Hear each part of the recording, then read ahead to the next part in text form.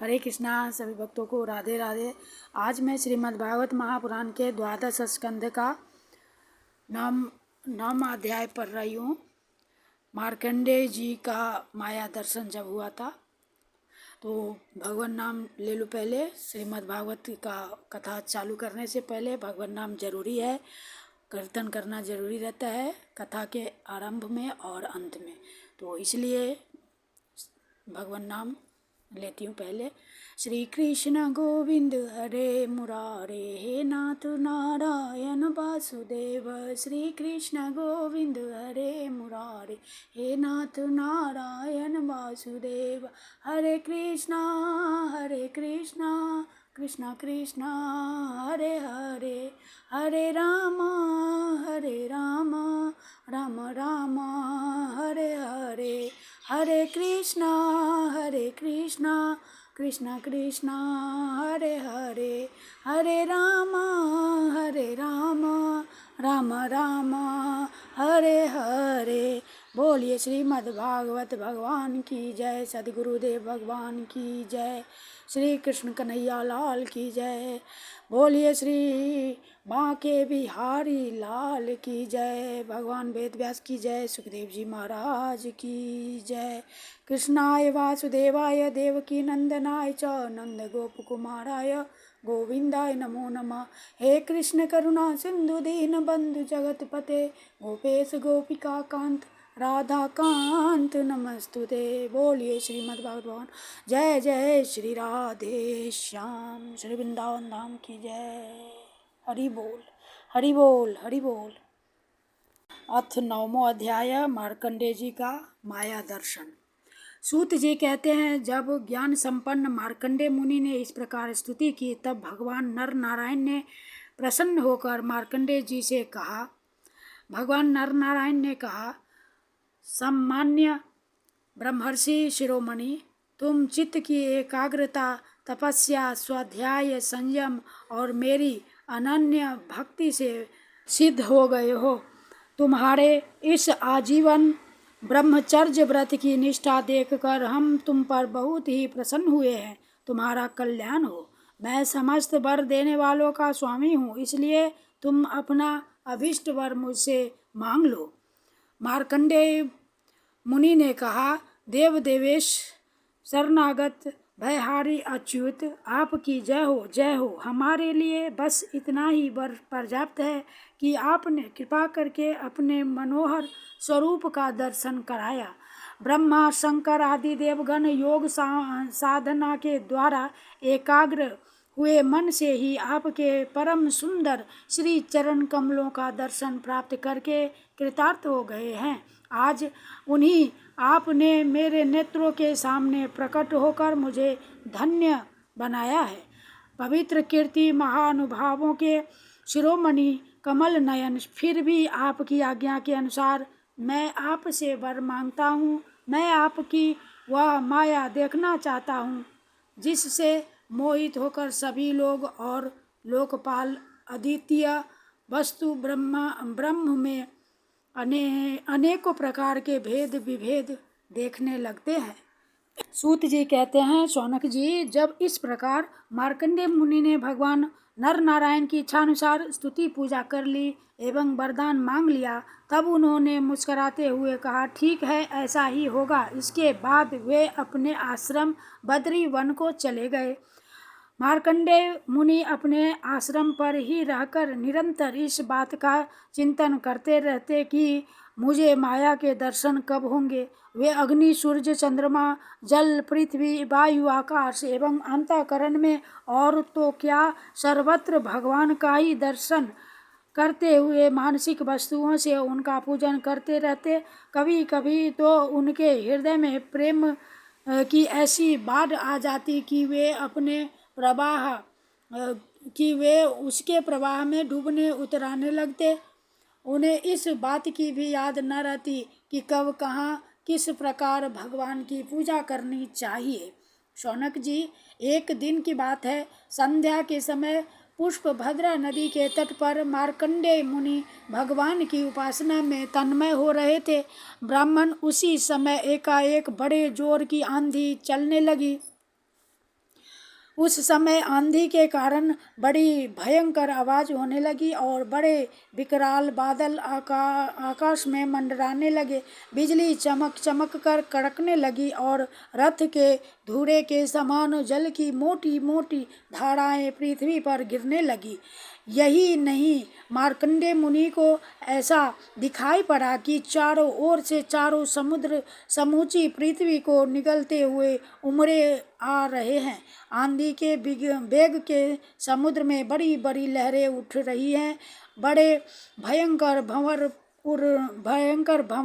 पड़ रहे हैं और भयंकर ध्वनि कान फाड़े डालती है। स्थान स्थान पर बड़े बड़े मगर उछल रहे हैं। उस समय बाहर भीतर चारों ओर जल ही जल दिखता था। ऐसा जान पड़ता था कि उस जल राशि में पृथ्वी ही नहीं स्वर्ग भी डूबा जा रहा है।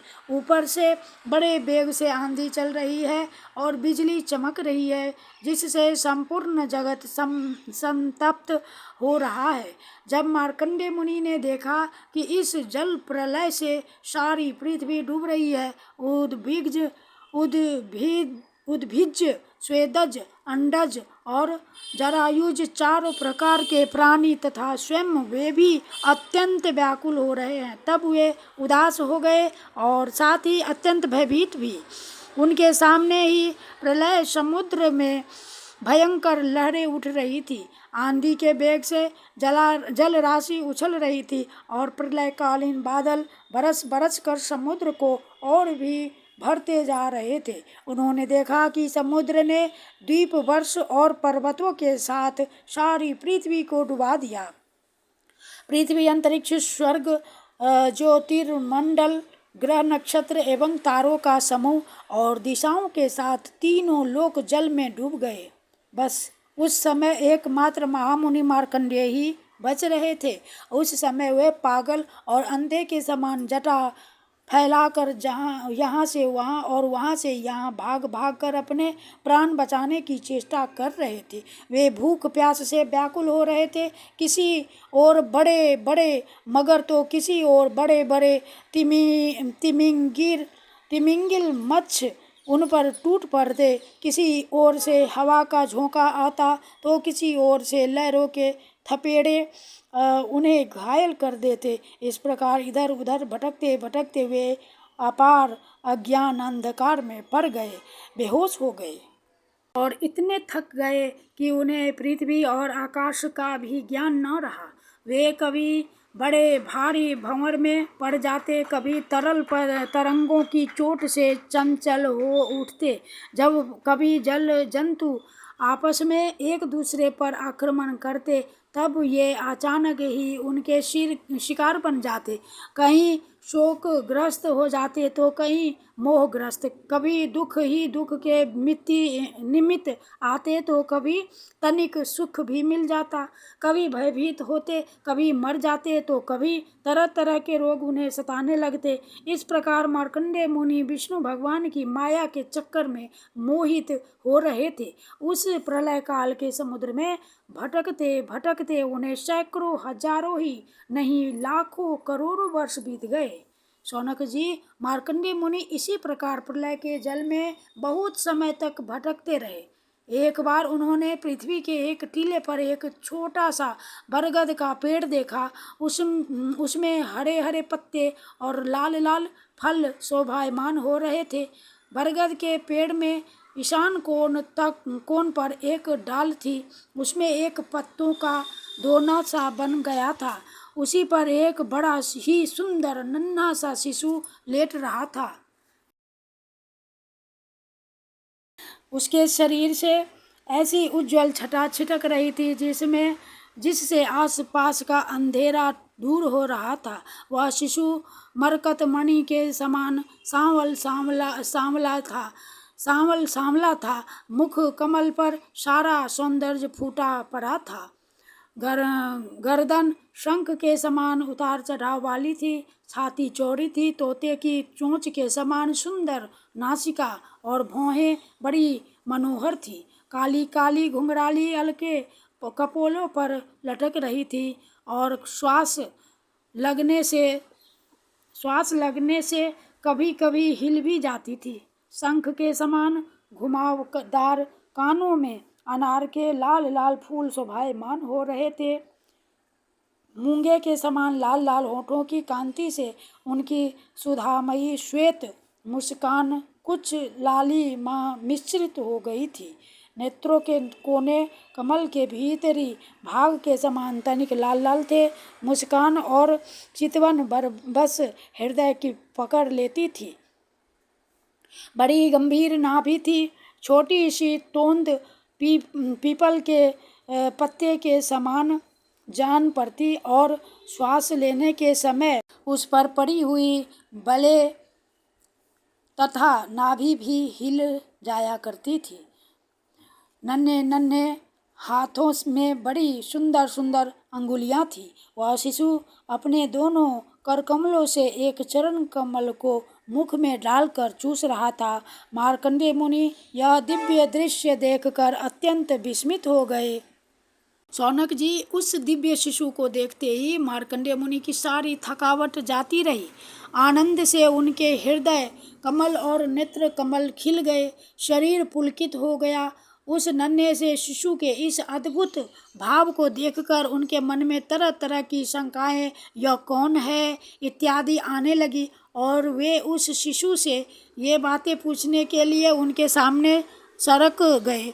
अभी मार्कंडेय जी पहुंच ही न पाए थे कि उस शिशु के श्वास के साथ उसके शरीर के भीतर उसी प्रकार घुस गए जैसे कोई मच्छर किसी के पेट में चला जाए। उस शिशु के पेट में जाकर उन्होंने सब की सब वही सृष्टि देखी जैसी प्रलय के पहले उन्होंने देखी थी। वे यह सब विचित्र दृश्य देखकर आश्चर्यचकित हो गए। हरे कृष्णा, वे मोहवश कुछ सोच विचार भी न सके। उन्होंने उस शिशु के हृदय उदर में आकाश, अंतरिक्ष, ज्योतिर्मंडल, पर्वत, समुद्र, द्वीप, वर्ष, दिशाएं, देवता, दैत्य, वन, देश, नदियां, नगर, खाने, किसानों के गांव, अहीरों की बस्तियां, आश्रम, वर्ण, उनके आचार व्यवहार, पंचमहाभूत, भूतों से बने हुए प्राणियों के शरीर तथा पदार्थ, अनेक युग और कल्पों के भेद से युक्त काल आदि सब कुछ देखा। केवल इतना ही नहीं, जिन देशों, वस्तुओं और कालों के द्वारा जगत का व्यवहार संपन्न होता है वह सब कुछ वहाँ विद्यमान था। कहाँ तक कहें, यह संपूर्ण विश्व न होने पर भी वहाँ सत्य के समान प्रतीत होते देखा। हिमालय पर्वत, वही पुष्प भद्रा नदी, उसके तट पर अपना आश्रम और वहाँ रहने वाले ऋषियों को भी मार्कंडेय जी ने प्रत्यक्ष ही देखा। इस प्रकार संपूर्ण विश्व को देखते देखते ही वे उस दिव्य शिशु के श्वास के द्वारा ही बाहर आ गए और फिर प्रलयकालीन समुद्र में गिर पड़े। अब फिर उन्होंने देखा कि समुद्र के बीच में पृथ्वी के टीले पर वही बरगद का पेड़ ज्यों का त्यों विद्यमान है और उसके पत्ते के दोने में वही शिशु सोया हुआ है। उसके अधरों पर प्रेमामृत से परिपूर्ण मंद मंद मुस्कान है और अपनी प्रेम पूर्वक चितवन से वह मार्कंडेय जी की ओर देख रहा है। अब मार्कंडेय मुनि इंद्रियातीत भगवान को जो शिशु के रूप में क्रीड़ा कर रहे थे और नेत्रों के मार्ग से पहले ही हृदय में विराजमान हो चुके थे, आलिंगन करने के लिए बड़े श्रम और कठिनाई से आगे बढ़े। परंतु शौनक जी, भगवान केवल योगियों के ही नहीं, स्वयं योग के भी स्वामी और सबके हृदय में छिपे रहने वाले हैं। अभी मार्कंडेय मुनि उनके पास पहुँच भी न पाए थे कि वे तुरंत अंतर्धान हो गए। ठीक वैसे ही जैसे अभागे और असमर्थ पुरुषों के परिश्रम का पता नहीं चलता कि वह फल दिए बिना ही क्या हो गया। शौनक जी, उस शिशु के अंतर्धान होते ही वह बरगद का वृक्ष तथा प्रलयकालीन दृश्य एवं जल भी तत्काल लीन हो गया और मार्कंडेय मुनि ने देखा कि मैं तो पहले के समान ही अपने आश्रम में बैठा हुआ हूँ। इति श्रीमद्भगवते महापुराणे परमहंस्याम संहितायां 12 स्कंधे माया दर्शनम नाम 9मो अध्यायः। श्री कृष्ण गोविंद हरे मुरारे, हे नाथ नारायण वासुदेव। श्री कृष्ण गोविंद हरे मुरारे, हे नाथ नारायण वासुदेव। हे नाथ नारायण वासुदेव, हे नाथ नारायण वासुदेव। श्री कृष्ण गोविंद हरे मुरारे, हे नाथ नारायण वासुदेव। हरे कृष्णा कृष्णा कृष्णा हरे हरे, हरे रामा राम राम हरे हरे। हरे कृष्णा कृष्णा कृष्णा हरे हरे, हरे राम राम राम हरे हरे। बोलिए श्री वृंदावन बिहारी लाल की जय। श्रीमद् भागवत भगवान की जय। द्वारिकाधीश की जय। सद्गुरुदेव भगवान की जय। जय जय श्री राधे कृष्णाय वासुदेवाय, हरे परमात्मने प्रणतक्लेशनाशाय, गोविंदाय नमो नमः। हे कृष्ण हे यादव हे सखेति, गोविंद दामोदर माधवेति, गोविंद दामोदर माधवेति, गोविंद दामोदर माधवेति। श्री कृष्णार्पणम कृष्णार्पणम कृष्णार्पणम कृष्णातवास्मि कृष्णातवास्मि। हरे नमः हरे नमः हरे नमः।